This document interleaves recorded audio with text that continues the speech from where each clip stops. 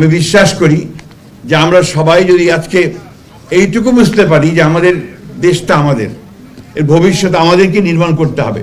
ওই আমেরিকা থেকে এসে ট্রাম্পও তৈরি করে দেবে না, বা আপনার চীন থেকে শি এসেও এটা করে দেবে না, অথবা ভারত থেকে মোদিও আমাদের ধাক্কা দিয়ে কিছু করতে পারবে না।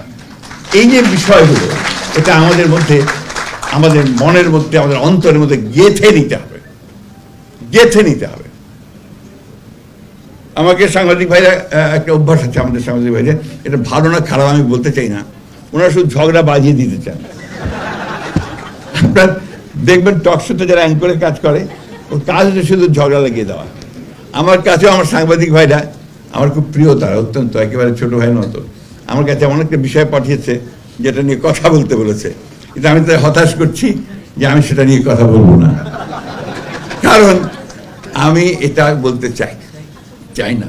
বাংলাদেশে অনেক রাজনীতি আছে, এটা একটা, এর জন্মটাই হয়েছিল আপনার বহুত্ববাদের মধ্য দিয়ে, এটা আবার অনেকে ভুল বোঝাবুঝি করেন, মানে বহু চিন্তার মধ্য দিয়ে অনেকগুলো চিন্তা এসে এক জায়গায় আসে।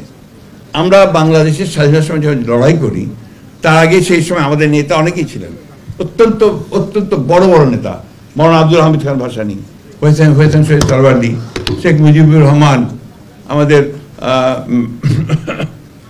মাহবুবুল্লাহ শাহ আসেননি আজকে এখানে বোধহয়, তিনিও তখন বিরাট নেতা ছিলেন। এখানে বাদলদা বসে আছে, তারাও বড় নেতাই ছিলেন তখন। বিশ্বমানের থার্মিক্স রড, সালাম স্টিল থার্মিক্স, দেশের একমাত্র থার্মিক্স রড। তো আমাদের এক একজনের একটা চিন্তা ছিল, সেই চিন্তাগুলো ছিল যে কেউ আমরা সমাজতন্ত্র করব, কেউ সমাজকে পাল্টে দেব, কেউ কমিউনিজম করব, কেউ ধর্মীয় ব্যবস্থাকে এখানে প্রতিষ্ঠিত করব, ইসলামকে প্রতিষ্ঠিত করব, সব মিলিয়েছিল। তারপরে যুদ্ধ শুরু হয়েছে, তখন আমরা সবাই এক হয়েছি, এক হয়ে সে লড়াইটা লড়েছি। আজকে 24-এও সে একই ঘটনা ঘটেছে, বিভিন্ন চিন্তা ভাবনা নিয়ে আমরা এসেছি। যেদিন ছাত্রদের উপরে গুলি শুরু হয়েছে, তখন কিন্তু সবাই নেমে এসেছে রাস্তায়, ঠিক না? তা আজকে সেই একইভাবে আসুন আমরা সবাই এক হয়ে যাই। আমরা, সমস্যা আছে, সমস্যার সমাধান হবে, ইতিমধ্যে অনেক দূরে গিয়েছে।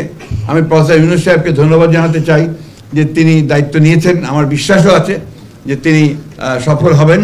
আমরা আসুন আমরা সবাই মিলে তাকে সাহায্য করে, আমরা নিজেদেরকে সাহায্য করে আমরা শান্তি। তবে একটা কথা খুব জোর দিয়ে বলতে চাই, গণতন্ত্রের কোনো বিকল্প নেই, এবং গণতন্ত্রকে চাপিয়ে দেওয়া যায় না। ইট ক্যানট বি ইম্পোজড। আপনি আমার উপরে চাপিয়ে দিলেন তা দেওয়া যাবে না, এটাকে চর্চা করতে হবে, প্র্যাকটিস করতে হবে, সেই জায়গাগুলোকে খোলা রাখতে হবে।